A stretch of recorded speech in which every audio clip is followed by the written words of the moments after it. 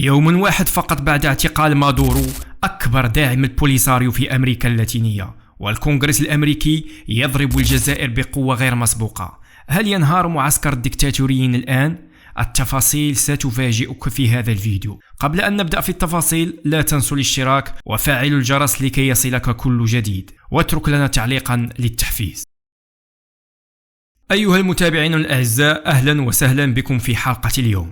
نبدأ بأبرز الأحداث. ضربة قاسية من الكونغرس الأمريكي للجزائر بعد يوم واحد فقط من اعتقال أكبر داعمي البوليساريو في أمريكا اللاتينية، بالإضافة إلى عملية ناجحة للقوات المسلحة الملكية المغربية شلت تحركات المرتزقة البوليساريو في الصحراء. نبدأ بالحدث الأول. في اليوم الثالث من العام الجديد ألقت القوات الأمريكية القبض على الرئيس الفنزويلي نيكولاس مادورو في عملية عسكرية وصفت بالضربات الواسعة النطاق.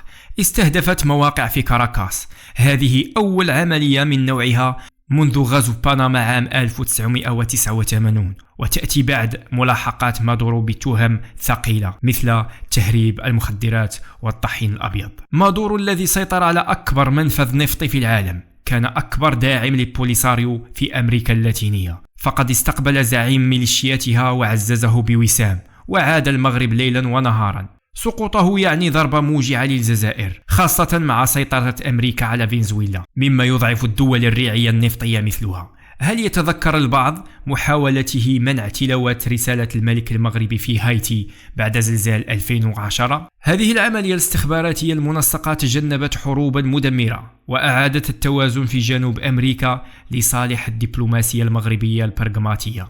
الشعب الفنزويلي يحتفل بسقوط الدكتاتور، فلماذا يدعو بعض السياسيين المغاربة إلى الاحتجاج ضده؟ ما قدم مادورو للمغرب. الكونغرس يوسع قائمة الداعمين لتصنيف البوليساريو إرهابيا. لم تكتفي واشنطن باعتقال مادورو، بل وجه الكونغرس ضربة أخرى للجزائر. توسعت قائمة النواب الداعمين لمشروع قانون النائب جو ويلسون كارولينا الجنوبية، الذي يصنف البوليساريو تنظيما إرهابيا ويفرض عقوبات على النظام العسكري الجزائري الداعم له. انضم إليها النائب الجمهوري لانس غودن عضو لجنة العدل والدفاع بعد اجتماعات مع سفير المغرب يوسف العمراني. المشروع يربط الإعفاء من العقوبات بمشاركة بوليساريو بحسن نية في مفاوضات حكم الصحراء الذاتي تحت السيادة المغربية، كما يشير إلى صلات البوليساريو بإيران منذ 1980، بما في ذلك تدريب مقاتليها وتزويدهم بطائرات مسيرة، كشفتها واشنطن بوست أبريل 2025. هذا يعزز العقوبات الأمريكية على المسيرات الإيرانية، فحلفاء الجزائر يتساقطون واحدا تلو الآخر، الأسد أمس ومادورو اليوم.